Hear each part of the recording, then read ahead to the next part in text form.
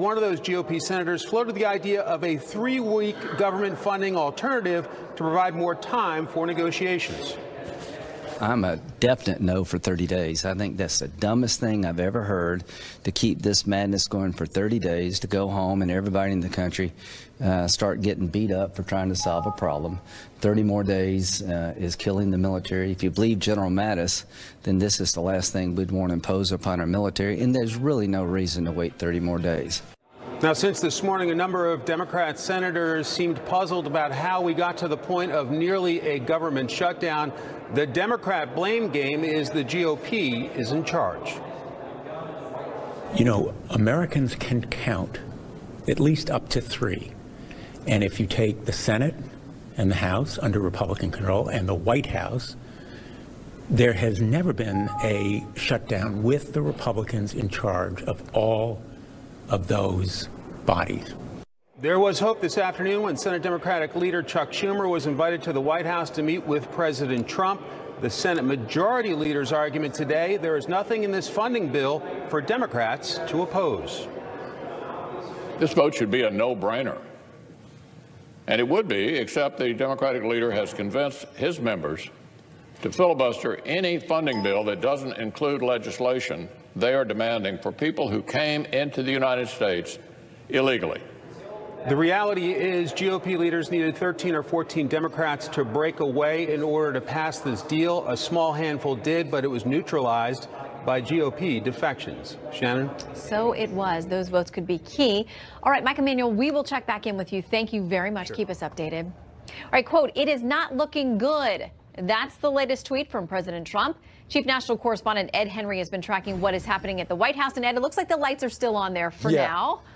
Shannon, they are still working around the clock. I can tell you've been texting with Sarah Sanders. They say there's a statement coming out shortly. That will not be a statement from the president on camera. White House officials telling us that they're basically done for the night in terms of putting the president out there. They obviously want to let this vote failure sink in, see what is the way forward. We have heard, though, from Sarah Sanders, they say that maybe there'll be a written statement in her name or the president's name. We'll bring that to you this hour once we get it. In the meantime, as you noted, the president on Twitter, his focus oftentimes in terms of getting the word out there, saying, quote, "Not looking good for our great military or safety and security on the very dangerous southern border. Dems want to shut down in order to help diminish the great success of the tax cuts and what they're doing for our booming economy." That word from the president. From talking to senior officials here, they believe that while, yes, obviously Republicans are in charge of the White House, the House, and the Senate, but as you heard Mike Emanuel so accurately report, they are jumping on the fact here at the White House, and they did all day, that they've only got 51 votes in the Senate, so they don't control that.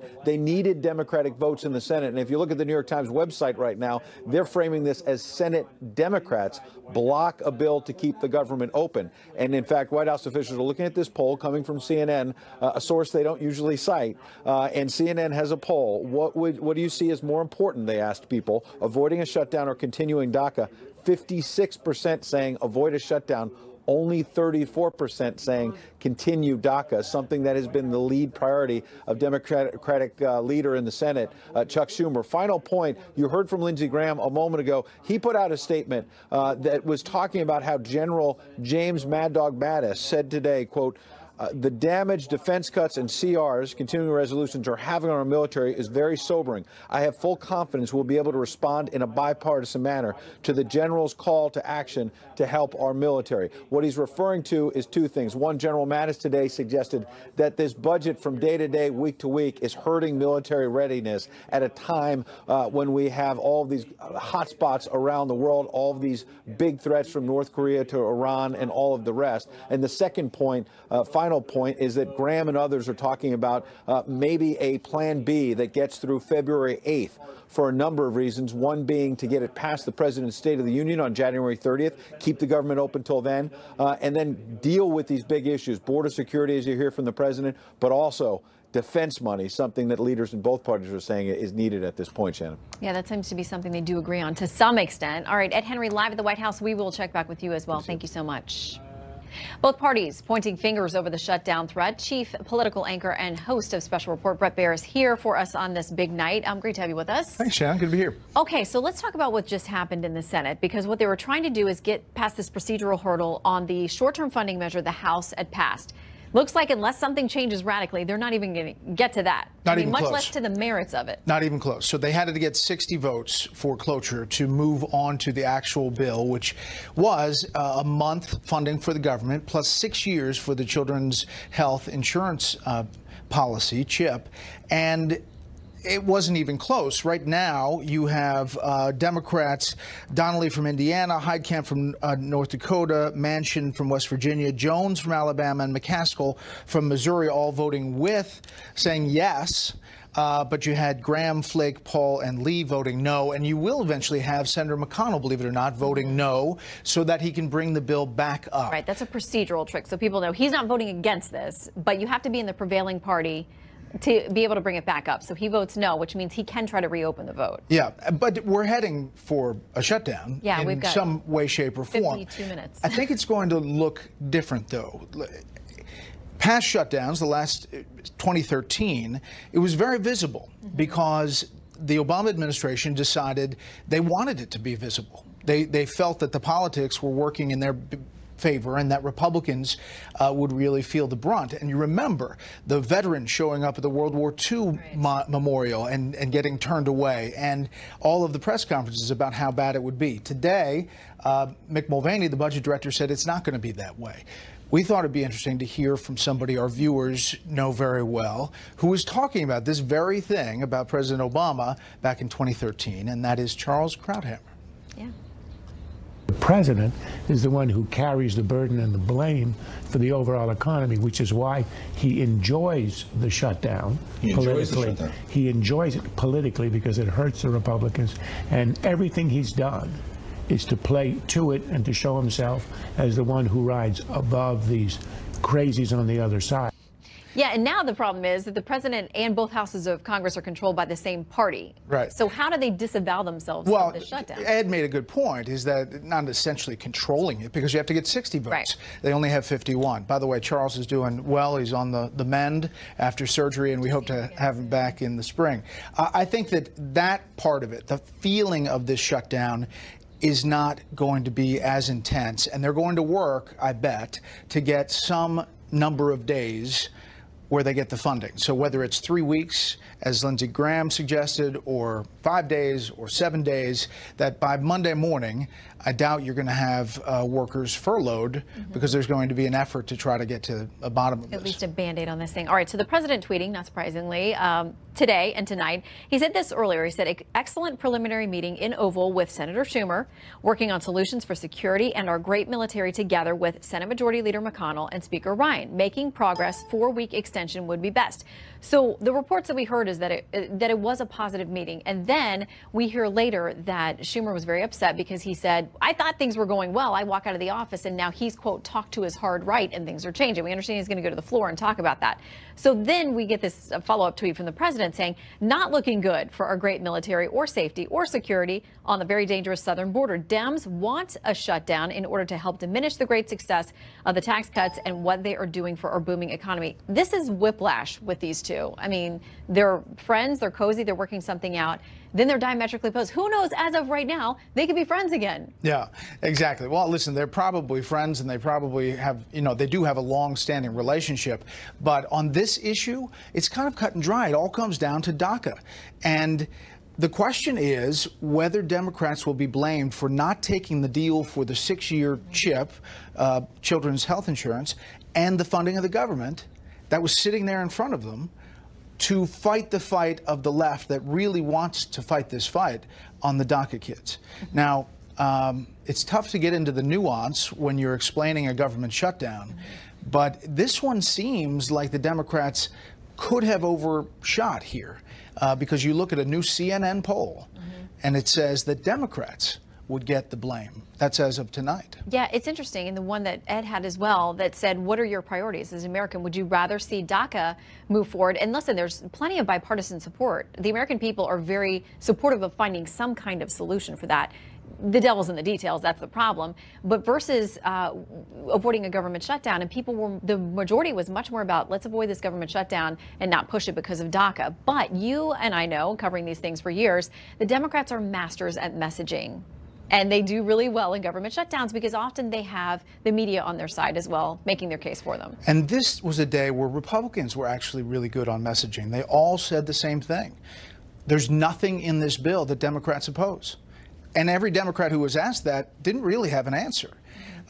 It's all about DACA. We should point out that Senators McConnell and Schumer just left the floor. Whether they are taking a phone call from someone, whether they are negotiating the next steps, we don't know, but there could be a shorter term CR that comes out of this, whether it's tonight or tomorrow morning. Yeah, and it's interesting. We know that the House Democratic Caucus has called everyone together for tomorrow morning. House members didn't run home as they often do on Thursday or Friday because whatever happens in the Senate may flip back to them. They're going to have to vote again. But it's highly possible we get through this weekend, as you said, and people wake up on Monday morning. No major services have been disrupted for them. There aren't people being furloughed. And then we come to a cliff again in whether it's 5 days of funding, 2 weeks of funding, whatever it is. It seems like this is the way they govern now. It is. And it's not a way to run a railroad. And it will be that they have to deal with the big deal. They have to come to some conclusion on that, but they need time to be able to do that. The administration would like more time. Democrats would like the leverage to be able to have it a shorter time. I think that you're going to see some Republicans really feel pretty good about this. This is the danger, is that both sides feel okay. Right. Democrats say, no, it's Republicans. Republicans say, no, it's Democrats. Well, in that scenario, if there's not a deal struck, you could have one of these deals where it goes 16, 17 days of a shutdown. Then you are feeling it. Right, people start to feel it. Because nobody's getting paid. They're still showing up for work, but they're not getting paid. Yeah. And that's not fair to those people. Yeah, and they do, we understand most of them get that pay back. I mean, but there not are getting costs. paid there. Right. Then. But there are costs with stopping and starting major functions of the government. And there are all kinds of studies that are nonpartisan in nature that say, our economy takes a hit, the GDP takes a hit to some extent if this goes on any substantive amount of time, because it does cost money to turn levers off and on, because a lot of these agencies phase people out. They have a step down plan. Right. It's not like it all happens overnight. Right, but there was a choice the last shutdown. They wanted it to happen overnight. And Mick Mulvaney talked about that today, is that there's money that can be used to lessen the blow, which they, I think, are doing. The only other caveat here is that a lot of these agencies don't have lower level appointments. The nominees were never put in, or they just didn't fill the spots. So some of these places are kind of, holding the dike with their fingers because there's a lot of things going on. Yeah. All right. If you will stay with us. Of course. We would appreciate that, because there's a lot going on, a lot in play here. And it'll be interesting to see what comes of that Schumer-McConnell little meeting off the side and where they've gone. We'll try to find out. Okay. Brett, thank you very much. All right. We are down to just minutes now until the 11:59 government shutdown deadline. They've still got 45 minutes to get something done. What exactly will this mean for you when you wake up tomorrow, if it happens? What government-related services will continue to fully function? What won't?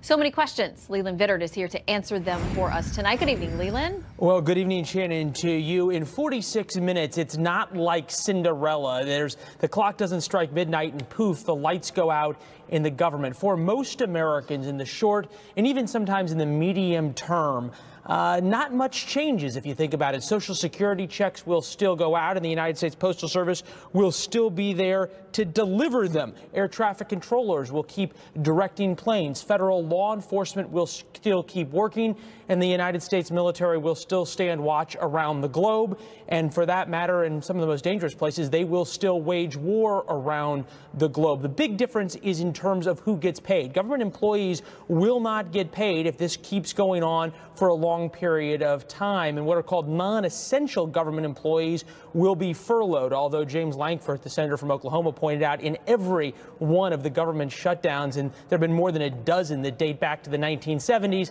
all federal employees have been made whole. Of course, there's the issue between essential government employees who come to work and the non-essential ones who stay home, and then the debate after the shutdown about why the government has non-essential employees to begin with. That is the reality in terms of what happens tomorrow and over the coming days and weeks. Things sort of slowly shut down at some of the larger agencies that have what they call those non-essential activities. The political reality is very different, and that really depends on who you ask. This is from Dianne Feinstein, who was out talking in terms of what might happen, talking about how shutting down the government is a very serious thing. People die, accidents happen. You don't know. Necessary functions can cease. As Bret Baier was pointing out, this is going to look very different, we're told, than in 2013. Mick Mulvaney at the White House from the podium earlier today talking about how, if anything, they wanted to make sure the average American felt the least amount possible because of this government shutdown. Obama administration weaponized the shutdown in 2013. They could have made the shutdown in 2013 much less impactful, but they chose to make it worse. The only conclusion I can draw is they did so for political purposes. Now, there have been more than a dozen shutdowns since the 1970s, some very short, some much longer. One thing, though, has stayed constant, Shannon, in all of those shutdowns, and that is that the people who occupy this building, who cannot figure out how to come up with a budget, who cannot come together to figure out how to provide all of the taxpayers, the government functions that we all pay taxes for, they get paid unquestionably, and regardless of whether there is a shutdown or not. That comes not only from the Constitution, but also from a long-standing law in which Congress passed that makes their own salaries what are called a permanent appropriation. So a bit of irony for all those here deciding about the salaries of so many federal workers that now are in their hands. Yeah, and folks out there in the heartland really don't have a taste for things being passed or done or decided in Congress that don't apply to the members. So we'll see. Leland, we will check back in with you. Thank you very much for the update there from the Hill. Our Democrats making illegal immigrants brought here as children their key sticking point, with some on the left casting Republicans as heartless on immigration and other fronts. So here's what conservative radio host Rush Limbaugh had to say about that. It's the same arguments. Republicans don't care. Republicans are mean-spirited, extremists, racists, bigots, sexists, homophobes, and they hate the poor and they want everybody to starve and die. And that's for 30 years I've put up with this. And I'm fed up with it. I'm sick of it. It ticks me off that the game is still played the same way it's always been played. Republicans, no, I'm not. No, we're not. Democrats. And the media always sides with the Democrats and nothing ever changes about it. Let's talk about it with our panel. Juan Williams, co-host of The Five, and Jason Chaffetz, former Utah congressman and Fox News contributor. Welcome to you both on this interesting Friday night. Hi, thank you. All right, Congressman, we'll start with you. Do you think Rush Limbaugh has a point there? Because it doesn't seem like it matters who's in charge. It usually gets painted as all the Republicans' fault. No, look, Rush is right. Look, for 8 years, I was in the Congress. I was actually on the Judiciary Committee, on the subcommittee on immigration. And when the Democrats had the House, the Senate, and the presidency, all the levers of power, they didn't even introduce a bill. The 2 years I sat on the immigration subcommittee, guess what? They had 2 hearings. One was to have a photo, and the other was to hear testimony from Stephen Colbert. So the Democrats have no moral standing on this, because in 8 years, you never saw Barack Obama get behind anything other than deferring it. That's what DACA stands for, is the deferral. So they have no moral standing on this. All right, Juan, there is talk that if you would put some of these bills to a vote, then you can see where people stand. I mean, the House bill and the Senate bill are so wildly different and so far apart. You know, there's pressure for the leadership in the GOP to get that House bill, sponsored primarily by Congressman Goodlatte, chair of the House Judiciary Committee, put it to the floor, put it to a vote. But everybody's got to know it's DOA in the Senate. Well, that's right. So this is a challenge to leadership. So here we're talking about Mitch McConnell in specific and what he's willing to do, because if he brings it and he loses, you know, and you see there are about 4 Republicans right now who are not voting for the bill, then it creates a whole new dynamic. He'd rather have the bill fail with him voting for it so he can bring it back as he chooses. But he wants to bring it to the floor and on his conditions, with his understanding of what is possible. He wants to remain in control of that political dynamic. Now, let me just say in response to what Congressman Chaffetz said, that I'm thinking back to the last opportunity we had, the Gang of Eight, if you recall, in the Senate, that had a bipartisan immigration bill. That bill went nowhere. It got defeated by Republicans, especially House Republicans who talked about amnesty and the like. And now coming forward, we know in the last couple of weeks we've had President Trump, who says that he wants a deal on DACA, he set the March deadline, say that, you know, hey, the bipartisan deal that was presented to him in the White House initially looked like it was promising. Then we come back and we see that it explodes, and of course he makes that unfortunate statement. So I don't know, I don't think this is a one-sided deal at all. And of course, when you look at the polls at the moment, I think it's a 20-point gap in the ABC poll in terms of who gets blamed, and it's Republicans. All right. To that point, let's hear from DNC Chair Tom Perez. He was on with Martha MacCallum tonight. Here's what he says about putting this thing to an actual vote. If you brought a clean DACA bill up in front of the House and in front of the Senate, it would pass comfortably because the overwhelming percentage of the American people support it. All right, Congressman, a quick comment from you there, because then you define what's a clean DACA bill. I mean, what are we doing with these 800,000 people? Yeah, the question is, do you want these people to be given a special pathway to citizenship, or do you want to do what the Goodlatte McCall bill says, which is be a good person, don't get in trouble with the law, don't join a gang, check in every 3 years, and then you can get in line like everybody else. I think the moral authority of this, where we're really missing the beat here, are the people who aren't willing to break the law, the people that are waiting in line, trying to do it legally and lawfully. And I think that's the way the Dreamers should have to do it too, without having to kick them out of the country, but don't put them on the pathway to citizenship. Well, and to be clear, the CNN poll that was out tonight that shows all kinds of things says when it comes to DACA, 96% of Democrats, 72% of Republicans want some kind of legal status resolution for them. So we know the appetite is there, but it's getting to that point. Exactly what it means. Does it mean citizenship? Where does it go? We have much more to talk about with you two. If you'll stay put where you are, we want to check in on Capitol Hill. There has been a lot of interesting activity there tonight. We want to check in with our senior producer on Capitol Hill, Chad Bergram, who's been monitoring every twist and turn in these procedural votes. What's failed? What happens next? Where do we go, Chad? Well, right now, this vote is still open. Technically, they have not closed the vote. It's going to fail, which means unless they come up with some sort of an emergency compromise, which is very unlikely at this hour, the government will shut down. This vote, they needed 60 votes, and they're going to come in pretty short of that. And let me just kind of read to you what the vote tally is going to be here, because this is going to be very important so you understand what's going to come on here. So they needed 60. The vote when they closed is likely to be 50 yeas and 49 nays, but they needed 60 votes. Now, there were going to be 5 Democrats who voted yes: Joe Donnelly of Indiana, Heidi Heitkamp of North Dakota, Joe Manchin of West Virginia, Doug Jones, the new senator from Alabama, and Claire McCaskill of Missouri.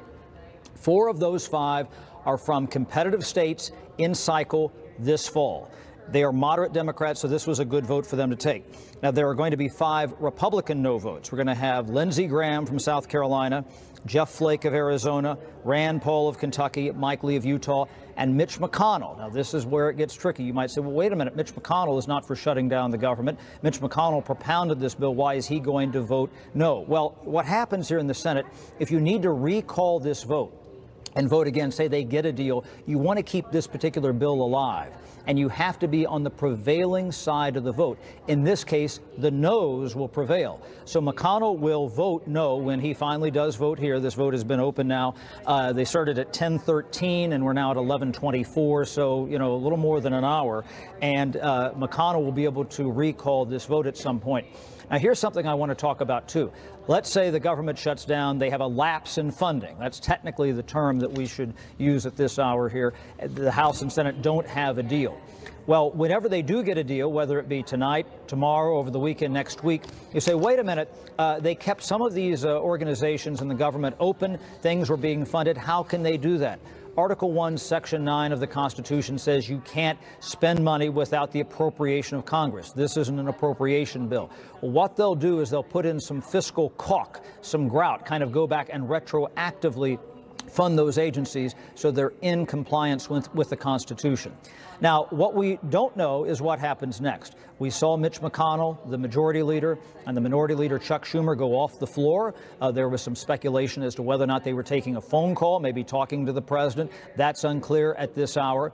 The House of Representatives is still out subject to the call of the chair. So even if they come up with some sort of a compromise, and we're hearing talk that they could do something that's maybe a 3-week interim spending bill, a CR, continuing resolution, which just means they renew all funding, maybe through the 7th or 8th of February. The House and Senate would not be in sync then. The Senate will have passed something, but the House would have to come back and do that as well. And that's what we're waiting for. The only thing that we do know at this stage that will happen tomorrow is the House Democratic Caucus is scheduled to meet at 10 o'clock in the morning, presumably to determine and discuss what might be next if the government does shut down here in about 35 minutes. Well, and Chad, quickly, let me ask you, I know that you reported just minutes ago before we went to air that Senators McConnell and Schumer had walked off the floor together. Any developments on that front? Yeah, and that's what we're trying to figure out. If they're saying, okay, my street on this side of the aisle can bear this much weight, my street can bear this much weight, trying to figure out what is next, maybe go back to the caucus. The Senate Democratic Caucus had a meeting that started about 8:30. I was told it did not go very well. Here on the House side, you had Minority Leader Nancy Pelosi talking with her leadership team. She actually left the building. We saw her leave through the Senate side of the building a couple of hours ago. I wondered, in fact, if maybe she was coming over to meet with the Senate Democrats, but that was not the case. She left the Capitol all through the Senate side. We're not quite sure why that was. So, you know, they're trying to figure out what is next. If they knew what was going to come next, Shannon, they would have closed this vote and they would be on to something else. And the fact that they have not closed this vote, they're keeping this open, that tells you a lot, that something is in play, but exactly what that something may be, we don't know. All right, Chad, just about 32 minutes until we hit that official deadline for the end of government funding. Stay busy there on the Hill, as you always do, and we'll check back in with you. Thank you very much for the latest update. Want to get back to our panel. Juan Williams, co-host of The Five, and Jason Chaffetz, former Utah congressman and Fox News contributor.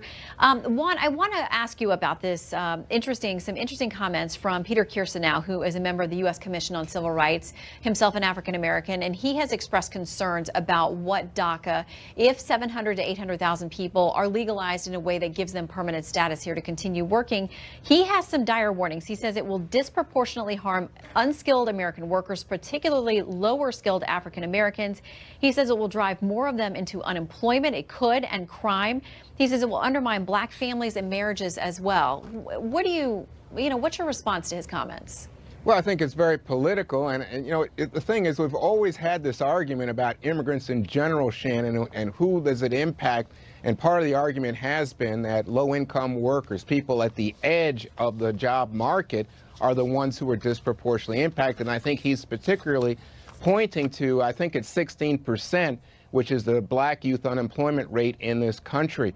But I think there's also a counter argument, and it's the one that has most of the major civil rights groups, NAACP, Urban League, and others, on the other side of the fence.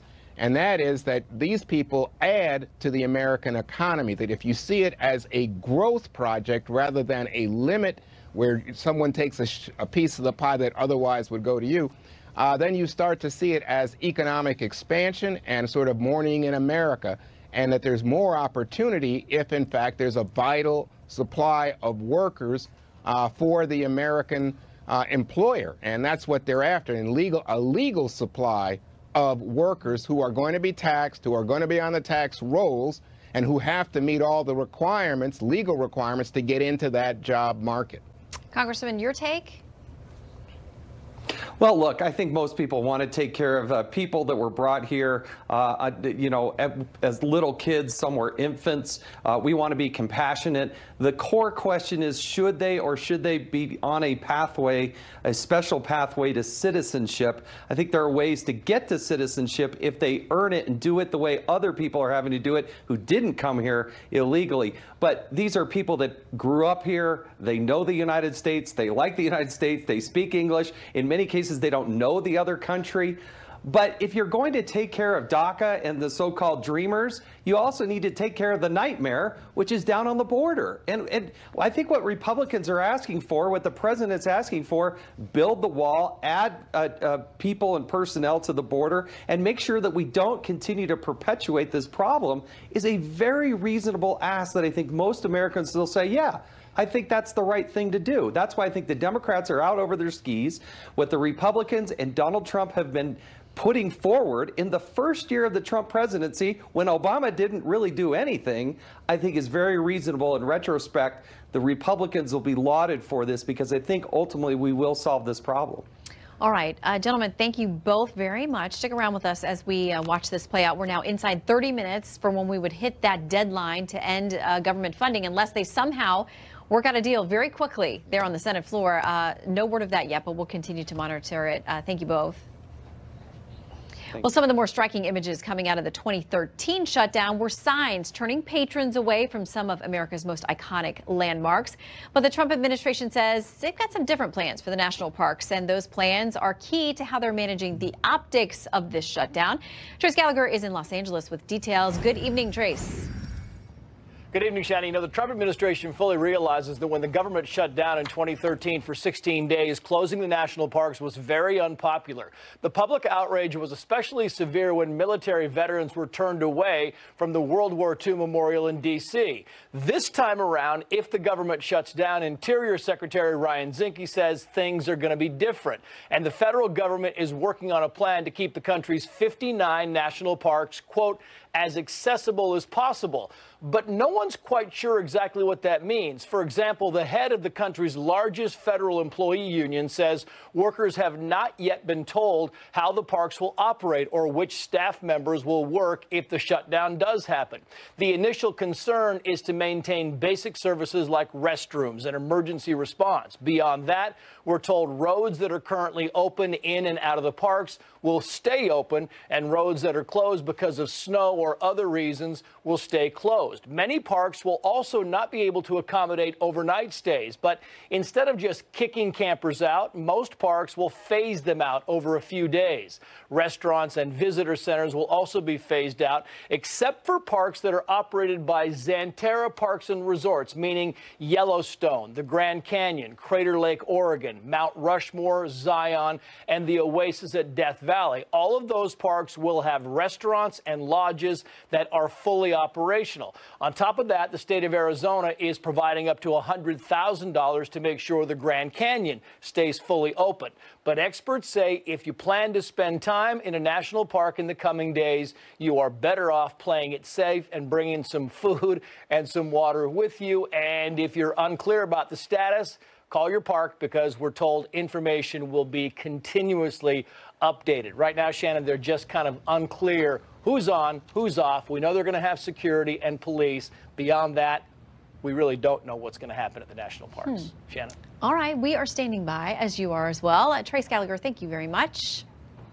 Well, the Schumer shutdown, that's how the White House is framing this, but how is it playing in the court of public opinion? Let's talk about it with Sarah Westwood, White House correspondent for the Washington Examiner, and Kelsey Harkness, a senior reporter with the Daily Signal. Welcome to you both. Thank you for having us. Okay, so we have some up-to-date fresh polling on this, so let's talk about this. First, let's look at our CNN poll. If the federal government shuts down, do you think the president, the Republicans in Congress, or the Democrats would be most responsible? So 21% goes to the president, 26% to Republicans in Congress. So together, that's 47% of this that's going to the GOP. 31% say Democrats in Congress, 10% say all of them. So it looks like at this point, Kelsey, there's plenty of blame to go around. I think maybe that 10% is right. But really, we know the media and the Democrats are going to do all they can to blame Republicans for this. But very clearly, this was not Republicans' fault. President Trump could not have been more transparent in this process, in his attempt to reach a deal. He allowed national TV to actually witness the negotiations, where we did see him attempt to compromise with Democrats and work with Democrats across the table. Democrats are the ones voting no. We all know Republicans need 60 votes. They can't do this on their own. Well, and tonight, Sarah, they lost some Republican votes. And maybe it's because they knew that it wasn't going to pass anyway and they were voting on principle. I mean, what do you make of us having, we know that Senator McConnell, his vote was simply so he can stay procedurally able to reopen the vote. But the 4 other Republicans were truly no votes on moving forward on this thing. Well, there are Republicans who are frustrated with the fact that we keep having continuing resolutions instead of an omnibus that actually funds the government through the end of the fiscal year. What I thought was interesting was that we saw red state Democrats cross the aisle and join with Republicans. There are 10 red state Democrats who are up for re-election in the Senate in states that Trump won. And so far, we haven't seen them join Republicans on any major policy, not on Obamacare reform, not on tax cuts, but they recognize that potentially this would create a backlash with those constituents. So it's interesting that this is the moment when they finally choose to caucus with Republicans. We've sort of been waiting to see what issue would push those vulnerable Democrats into the Republican camp. Yeah, so we have Senators Donnelly, Heitkamp, Manchin, Jones, who's the brand new senator from Alabama, and McCaskill, who is in one of those elections. So do you think that they hold firm on this? I mean, if you can win back, you know, all of your Republicans, you still would need a handful more of Democrats to get to that 60. Yes, and time is clearly winding down. We'll see if they can 23 meet minutes to go. The midnight deadline. But I think what's important to keep in mind here, and what Americans actually realize, is that Republicans had good intentions going into this. A lot of where the issues are coming up are in regards to immigration issues. We know Democrats want DACA, and we also know that Republicans would love some more money to fund the border and to secure our country. And neither one of them are getting what they want in this case. I can understand maybe blaming Republicans if they did sneak in some of their border wall funding to this bill, but they didn't do that. And so neither side is getting what they want when it comes to immigration. So I think Americans are going to see through the blame game when Democrats do try to blame Republicans for this. But Sarah, are the Democrats getting something? Because public opinion tends to be on their side, rightly or wrongly, when these things happen. So for them, if they think it's a winning PR argument, even if they're not substantively getting what they want, do they still count this as a win? Well, maybe because in the past, Democrats have successfully passed the blame off to Republicans when a shutdown happens. They think they can repeat it in this case.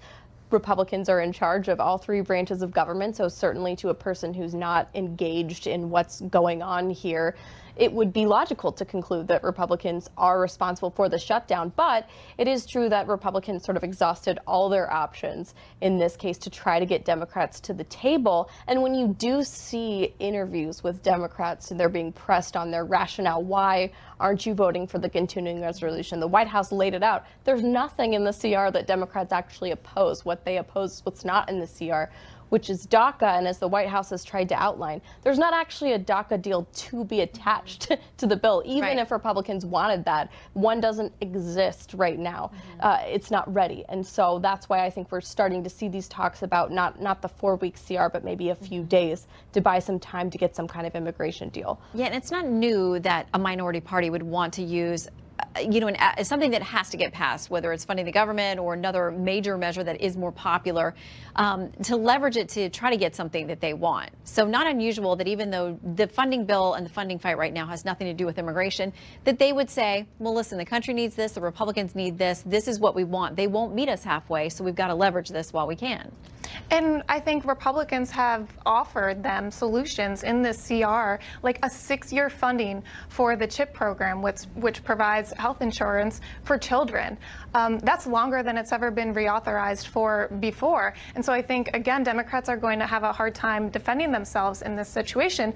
And we've already seen that Republicans are taking the high road. They've said they're not trying to politicize any sort of government shutdown, which is exactly what the Obama administration did when they faced the government shutdown in 2013. You heard all these sob stories on the media about World War II vets not being able to visit the memorial. Well, it seems like Republicans are doing everything they can in this case to avoid that and to help enable life to go on as usual. It's business as usual. Wake up tomorrow, everything's gonna be fine. I think this is gonna be much different than parks closed, signs hanging everywhere. All right, Kelsey and Sarah, thank you very much. Don't go far. All right, we are about 20 minutes from the deadline, as President Trump said. It's not looking good. So let's talk about where we are with the minutes ticking away. Juan Williams and Ed Henry join us now with some new developments, monitoring the Senate floor and White House reaction as well. Ed, I know that you're in constant communication with the White House. Anything new on your end? They still have not put out an official statement, Shannon, but what's interesting is that we suspect that based on what's happening in the Senate chamber right now, the conversations are going on with the White House, and that may actually explain why the White House hasn't put out a statement. Meaning, on a normal night, if you were moving on to the next battle quickly and you knew what was going to happen, you might put out a statement from the president blasting the Senate Democrats. But instead, frankly, the Senate leaders in both parties do not know what is happening next. So they don't want the president to put out a statement, or Sarah Sanders put out a statement blasting anyone, because they may need the Democrats to get some more votes on sort of Plan B or Plan C or whatever you want to call it as it goes forward. Our own Chad Pergram has been reporting that Senator Schumer on the Democratic side and Senator McConnell on the Republican side, after it was clear this vote was failing, went off out of the chamber to the sidelines in some private area to kind of figure out the way forward. One would expect they are talking to administration officials. Mark Short, the White House legislative liaison, has been on the Hill. They could be having direct talks with him, and/or obviously being on the phone with the president, Chief of Staff Kelly, and others. They are simply putting together what happens next. Clearly, if they knew what was next, they would simply say, okay, the vote's over, let's move on to the next thing. But instead, they don't know what they're doing next. So that is why we're seeing the vote still open, even though it's been counted, even though everybody knows that this motion, this bill to keep the government open has failed, and we're just minutes away from it technically closing down. They're leaving this vote open procedurally, hoping that they come up with some other plan, Shannon. All right, Juan, I want to bring you in here because I read an interesting piece today by a political analyst who leans to the left, who said this is kind of do or die time for the Democrats, that it could be about, for them, making a statement or a stand that helps them or hurts them in the midterms. So how do you think it's playing for or against them at this point? Well, you got a lot of constituencies here, Shannon, and of course, one of the key constituencies are the young people who are going to be directly impacted, the so-called dreamers. And what we've seen, remember, I think you'll remember this pretty clearly, is Nancy Pelosi being under siege as she was trying to speak out in San Francisco by dreamers who absolutely condemned her as having given in to President Trump and given them away, you know, just thrown them overboard by allowing continuing resolutions to go forward back in December, and they accused her of using them as a bargaining chip. So I think you're going to see a lot of pressure coming from the immigrant community, from the Congressional Hispanic Caucus in specific, saying, this is something that we promised to do, let's get it done. Now, the larger issue for Democrats, and I think you see this in terms of the number of Democrats who voted with Republicans tonight, people in states where Donald Trump won easily. We're talking about people like Heidi Heitkamp, Joe Donnelly in Indiana, Manchin in West Virginia. They're looking again down the road towards those midterms that you're referencing and trying to imagine how their constituencies respond. If you right now look at red states, including those red states that have Democrats in the Senate, that does not look good for the Democrats, and that's why you see Charles Schumer, the minority leader, allowing them to vote with the Republicans. On the other hand, I think you have most Democrats in the country, according to the polls, siding with Senate Democrats and saying, you know what, it's time to get a deal done. President Trump has said he was interested in a deal, that he wants a deal. You shouldn't simply be capitulating to the House Freedom Caucus, the far right that has blocked the bill and instead substituted the Children's Insurance Fund. All right, Juan Williams and Ed Henry, thank you both. We'll check back in with you as things continue to develop. We are just about Under 16 minutes now until we get to that midnight deadline. Thank you, gentlemen. You're welcome. All right, late night talk show host Jimmy Kimmel and a spokesperson for Speaker Paul Ryan got into a bit of a Twitter fight over funding for the Children's Health Insurance Program, or CHIP. Kimmel tweeting this: "Shame on you for making CHIP a bargaining chip. Shame on you for tying our children's lives to immigration, and shame on you, at Speaker Ryan, for doing anything other than funding CHIP cleanly and immediately." Prominent Democrats like Senator Dianne Feinstein claim people could die because of a shutdown. So are Republicans really that heartless? Let's talk to a couple of them. Congressman Steve Stivers and Congresswoman Mimi Walters, the chair and vice chair of the National Republican Congressional Committee. Great to have you both in tonight. Great to be on. Yep. All right, so are you that heartless? Because that is the way that the media is going to play this. Well, no. And we funded CHIP. We reauthorized CHIP in November. We sent it to the Senate. The Senate hadn't done anything with it. We passed it again in December, standalone. Senate hasn't done anything with that. So this time we added it to the continuing resolution because states like Ohio, where I live, are starting to run out of money. And in fact, this is a compassionate thing to do, to add it to the funding bill. There's nothing in the funding bill that Democrats disagree with, Shannon. They're playing politics and putting politics ahead of paying our troops and reauthorizing the CHIP program. And we just need to move on, get a funding bill done, and continue the negotiations. From what I hear, we are close to a deal on immigration. We need to allow those negotiations to continue, but fund government. As Dianne Feinstein said, people could die if government shuts down. People depend on government. Military families are not going to get paid. Reservists and National Guardsmen are going to be sent home at midnight tonight. And also the families of soldiers who are deployed are not going to have their pay and benefits. We have to fix this. Well, Congressman, were you hopeful that, or optimistic that what you all sent over to the Senate was actually going to get to a vote? I mean, we're not even getting to the procedural hurdle to get to the vote on the merits. Were you hopeful that this might have gone differently? Oh, I was very hopeful, and I'm very disappointed that Chuck Schumer and the Democrats have been obstructionists and that they have not moved this bill forward. As Steve has said, it's critical that we make sure that we have funding for these kids in the CHIP program. These are the kids that need this health insurance, these low-income children. And the DACA issue is an issue that we are very close on, but it's a completely separate issue, and we have till March 5th until we can solve that problem. And so we need to get the government open, we need to keep it open, and we need to make sure that we handle DACA at a later date. What do you all think at this point? I mean, there's talk of something in the 5-day range, 2 or 3 week range. Do you think that's where we go next? I think I'll vote for whatever they put in front of us. And I'm hopeful that the senators keep talking and find a deal, because shutting the government down is playing politics with the American people. And we shouldn't do it, and I don't want to do it. And we're all going to continue to work to keep it open. Unfortunately, a lot of House Democrats are now on the record being against Children's Health Insurance Program and against funding the government. I'd like to give them another opportunity. I'll give them a do-over. I want to hold them accountable for the last votes, but I'd like to give them a do-over and keep sending stuff to the Senate. So we'll see how it goes. Well, and I know that there's been a general frustration on many different measures from the House, that you all have passed a lot of things that go to the Senate and never actually get to a vote or an opportunity to go anywhere on the floor. This is something that impacts everyone, though. Okay, so you have 5 Democrats who actually voted yes on this today. We've talked about how a lot of them are in districts that they may be up for re-election. These are districts or states that were positive for President Trump. What do you make of those 5 votes? Because even you would need more than that, even if you corralled the Republicans who voted no.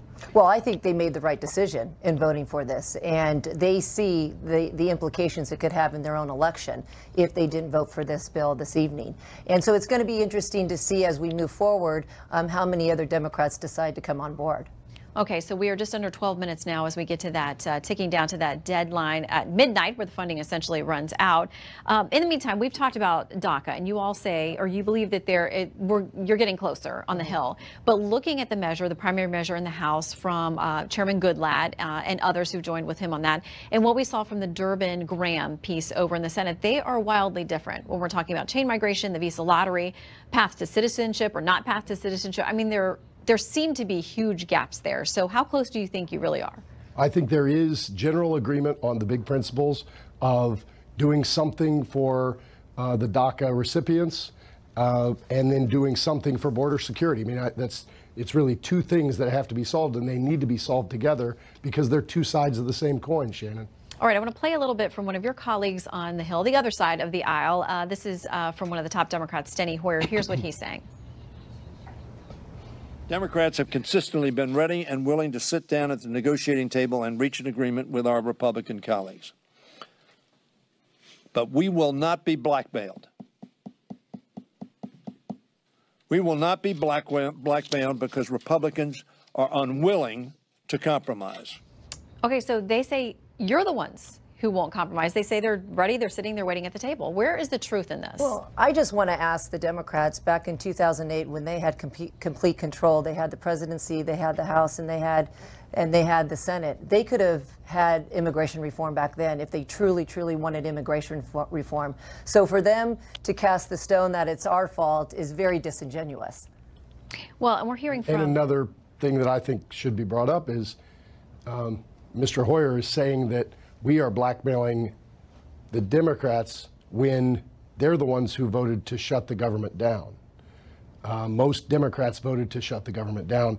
That sounds more like blackmail with the American people than giving them a deal to keep government going and telling them we will continue to negotiate with you, which is what our leadership has told them consistently, and the talks had continued. So I'm hopeful that we can keep government open it back up, and continue these talks because DACA doesn't end until March. We've got 6 weeks to deal with that. We have 12 minutes to deal with government. Yeah, we're down to 9 minutes. But you know, when we look at these deadlines out there, March 5th, and we've had a federal judge who now says, even if you get to that point, essentially banning the administration from being able to roll back DACA or undo the program. So that's been appealed now directly to the Ninth Circuit and the Supreme Court. So we'll see. A lot could happen before March 5th. Right. But a lot of folks think a lot won't happen and that we will be at March 1st and there will not be a solution and we're going to have another fight. Well, my hope is that we do have this solved. I think there's a willingness, certainly on the Republican side. I come from the state of California, and this is a very big issue in my district. And I know there is a willingness on our side to find a compromise and to get this issue resolved.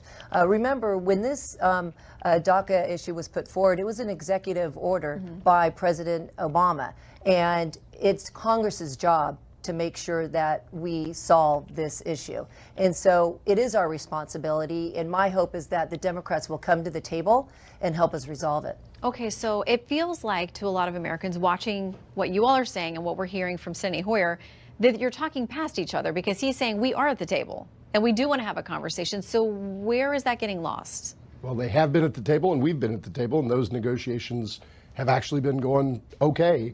We are closer today than we were before. But we can't shut the government down. That doesn't do anything to move those negotiations forward.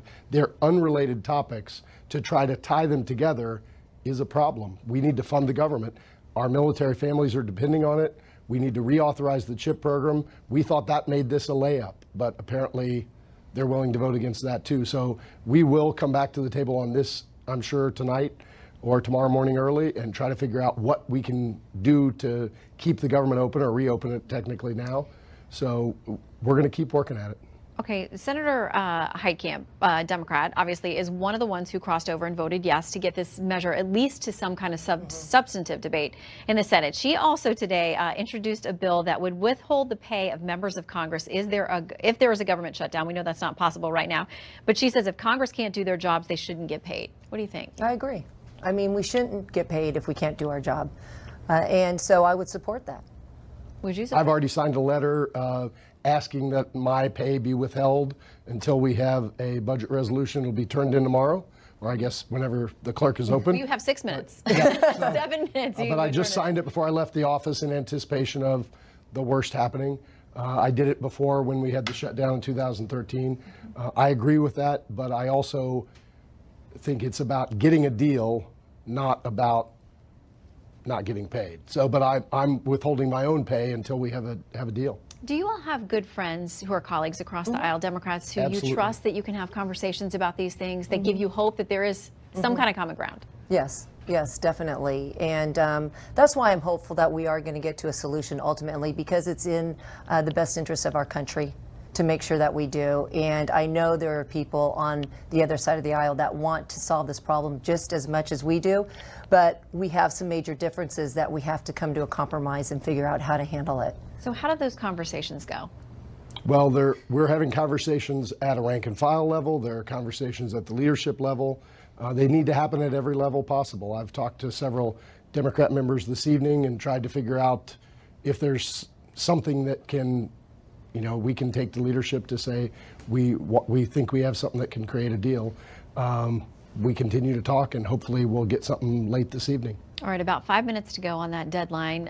In the meantime, fresh polling out today, that's not going to surprise either one of you, that congressional approval now stands at 18%. That's according to the latest CNN poll.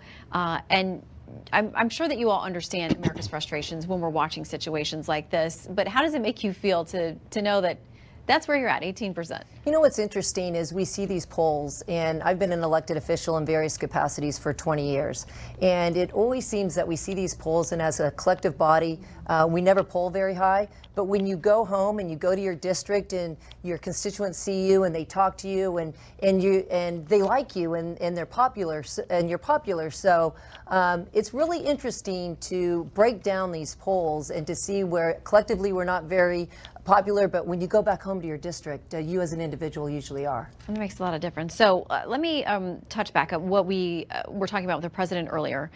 Senate Minority Leader Chuck Schumer went over to the White House. Everybody thought, at least publicly what they were saying, is that it went well. The president tweeted that he thought they had a great meeting.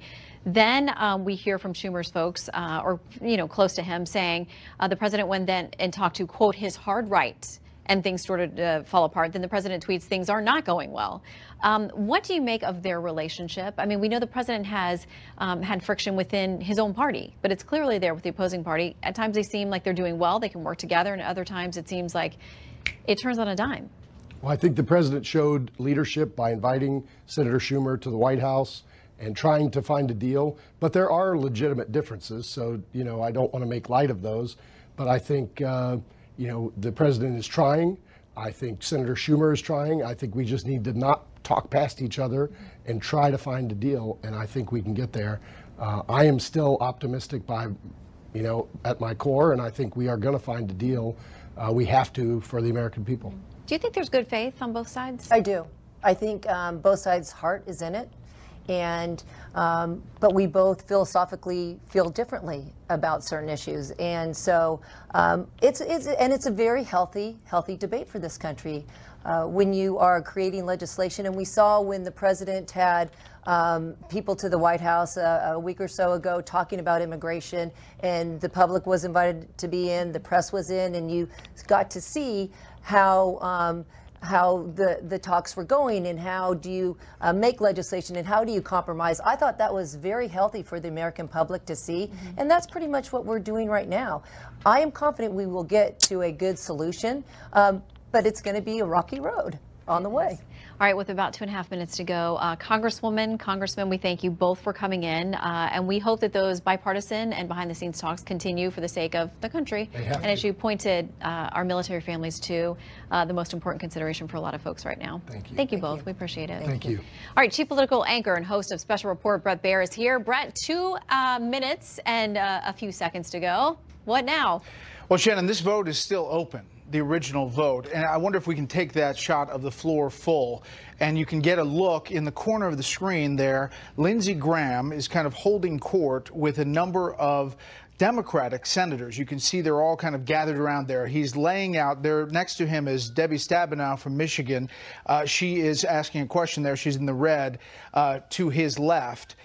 This has been happening throughout the last 40 or so minutes, and Lindsey Graham has bounced back and forth from Republican gaggles of senators on the floor to Democrats. Now it seems they are trying to iron out some deal to rework this bill that is still open on the floor. We don't have the details of what's being talked about. It had been suggested that they were going to do some shorter continuing resolution, short of 4 weeks. You get another angle from a different side of the camera, and perhaps some agreement to then move forward on DACA after that. Graham had suggested that the bill go past the State of the Union, which is January 30th, where the president obviously will present his policies going forward. And to get past that, we don't know the specifics, but you can see the senators huddled here. And as we're closing in on 12 midnight, remember, this is going to be January 20th.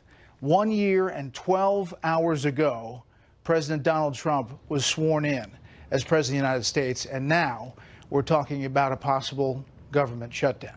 We are, and Brett, as we watch, you know Lindsey Graham there. He was on the show with us last night. He has been a key player in so many of these conversations and discussions. He's been in the White House for some of those big meetings, the big meltdowns, and he was adamant last night, and he has been today as well, that he would not vote for something that took on weeks. He said maybe days. So we will watch that and see. We are going to pause now just for a moment to let our Fox stations join us. Brett, if you'll stick around.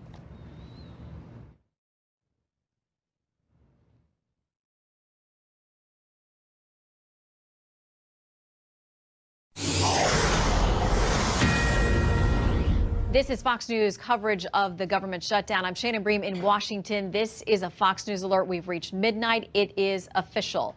There has been a lapse in government funding. The United States Senate has not been able to finish the job before the midnight deadline. And now the various functions of the government that we've been talking about will slowly start to phase out and shut down in many agencies across the country. Chief Congressional Correspondent Mike Emanuel's tracking it minute by minute, joins us now live from the Hill. Mike, what's the latest? Well, Shannon, good evening. Democrats succeeded in blocking a 4-week government funding extension. It was 50 to 48, but the vote had a 60-vote threshold.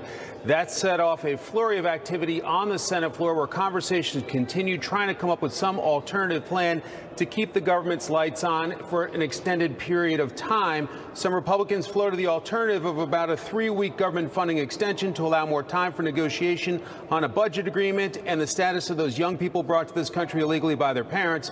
It would also avoid more of this government shutdown, government funding drama before President Trump gives his first State of the Union address on January 30th.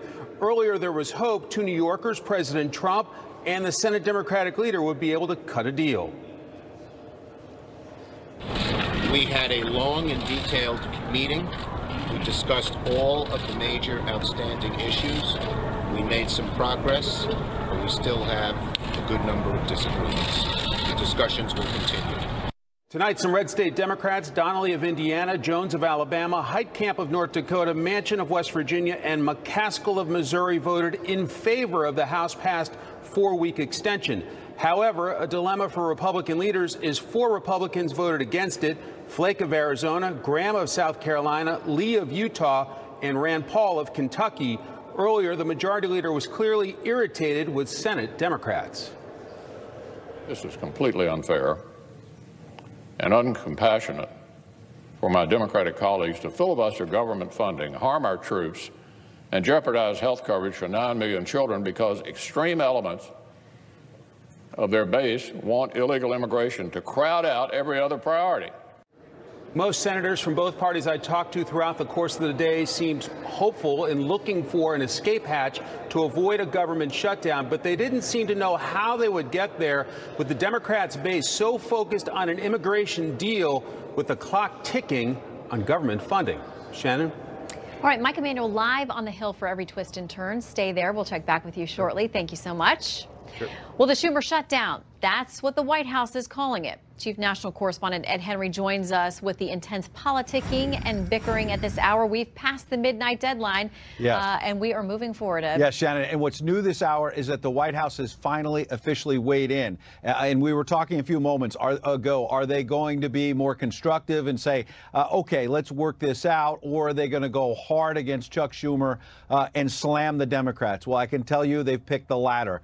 This statement in the name of Sarah Sanders, the White House press secretary, is tough, and it's got a Trumpian flair, calling Democrats, quote unquote, losers. Here's the statement, quote, Senate Democrats own the Schumer shutdown. This from Sarah Sanders. Tonight, they put politics above our national security, military families, vulnerable children, and our country's ability to serve all Americans. We will not negotiate the status of unlawful immigrants while Democrats hold our lawful citizens hostage over their reckless demands. This is the behavior of obstructionist losers leaders, not legislators. When Democrats start paying our armed forces and first responders, we will reopen negotiations on immigration reform.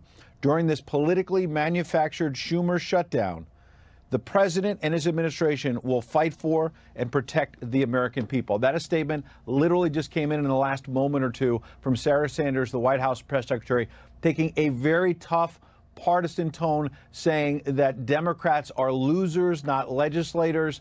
Sounds like something that's coming straight out of a presidential tweet, as you can tell. And also, to be fair here, it's out of the playbook, frankly, of Democrats back in 2013 who were charging that it was the Republicans who were obstructionists for shutting the government down then, that they were holding the nation hostage. Some of those same lines now are being turned back around against the Democrats when they used it during the Obama days. And you can tell also that politically from that statement, this White House thinks, and we'll see whether they're right or not in the next few days, that they can weather the political storm from a government shutdown by saying, we're not negotiating until Schumer backs down. They think inside the White House, from what my conversations with senior officials there, that Chuck Schumer overplayed his hand on DACA, and that they are going to push back here and say, we gave you 6 years of an extension, a long time for children's health insurance, a program, CHIP as it's known, that Democrats said they had to have. The president gave on that, has said he's willing to work on DACA. So the bottom line tonight is this White House is taking a very hard line in these negotiations, Shannon. It sure sounds like it from that statement. All right, Ed Henry, live on the beat for us. Thank you so much. Well, the president foreshadowing a shutdown a short while ago, tweeting, quote, "It's not looking good." White House correspondent Kevin Corke joins us now with where the White House goes next. Hey, Kevin. Well, you're right about that. It was interesting, actually, to watch the trajectory as we were watching this all play out this afternoon, Shannon. Clearly, you had a glimmer of hopes maybe around 5:30 or so. In fact, let me take you to Twitter just to give the folks at home an idea of what we were sort of experiencing with the president as he took to Twitter. You may recall he had the meeting with Chuck Schumer here at the White House, and the president basically said, hey, listen, it was an excellent meeting, saying the following. He said, excellent preliminary meeting in the Oval with Chuck Schumer, working on solutions for security and our great military together. But then we noticed a few hours later that he began to say what you've been saying for the most part all night long, not looking good. Well, tonight the hard work obviously continues down the road, Pennsylvania Avenue. Now, earlier today, I want to share this.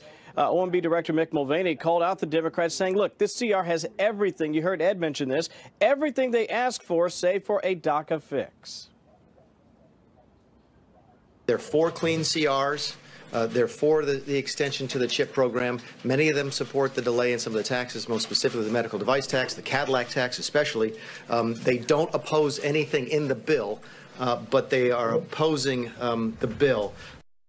They're opposing the bill. Now, listen, I just literally moments ago before coming out here, just wanted to see what was happening upstairs. I've been on the phone, like most of my colleagues throughout the night, checking in with our sources, trying to figure out where we go from here. As we all know, the president won't make his way down to Mar-a-Lago as planned. He's hoping that something will happen down the road here, that they can get this pushed over the finish line. But in the meantime, both the president, his chief of staff, John Kelly, continued to make phone calls in the hopes that somehow they can craft a deal to keep the government funded eventually. But right now, as you pointed out, it is shutdown time here in the nation's capital. Shannon.